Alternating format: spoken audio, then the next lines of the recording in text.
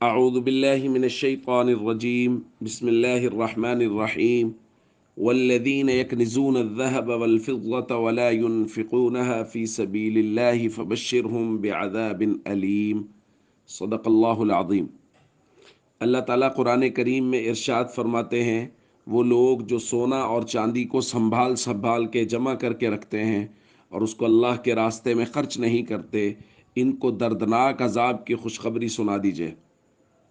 اور آگے قرآن کریم میں ارشاد فرمایا، یوم یحمى علیہا فی نار جہنم، یہی سب کچھ جو سونا چاندی جمع کر کر کے رکھ رہے ہیں، اس کو قیامت کے دن جہنم کے آگ میں تپایا جائے گا، اور پھر اس کے ذریعہ سے ان کے چہروں، ان کی پیٹھوں اور ان کے پہلوؤں کو داغا جائے گا،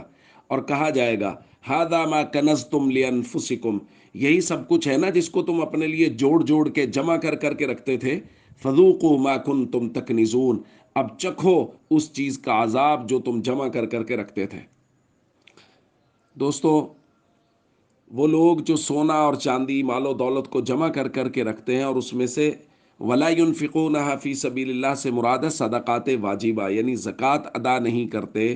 ان کی سزا قرآن کریم میں یہ ذکر کی گئی ہے اور اس کی ایک جھلک یہاں دکھائی گئی ہے۔ حدیث پاک میں بھی اسی کی طرف اشارہ اور اس کی سزا ذکر کی گئی ہے۔ نبی کریم صلی اللہ علیہ وسلم نے ارشاد فرمایا، مسلم شریف کی روایت ہے، ما من صاحب ذهب ولا فضہ، کوئی بھی سونا چاندی والا جس کے پاس سونا ہے یا چاندی ہے، مال و دولت ہے، لیکن لا یؤدی منہا حقہا، وہ اس سے اس کا حق ادا نہیں کرتا،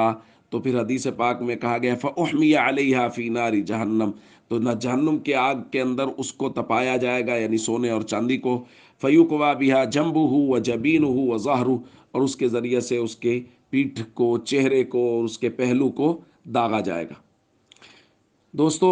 زکوٰۃ نہ دینا ایک بہت بڑا گناہ ہے، اور زکوٰۃ دینا بہت بڑا کار ثواب ہے۔ قرآن کریم میں جہاں نماز کا ذکر کیا گیا، اکثر جگہوں پہ وہاں نماز کے ساتھ زکوٰۃ کا ذکر کیا، اقیموا الصلاۃ آتوا الزکاۃ۔ اس لیے بہت ضروری ہے کہ ہم صدقات واجبہ کا خوب اہتمام کریں، پوری پابندی کریں، ایک ایک پائی کا، ایک ایک روپے کا حساب کر کے صدقات واجبہ ادا کریں، اور اس کے ساتھ ساتھ نفلی صدقات بھی کریں۔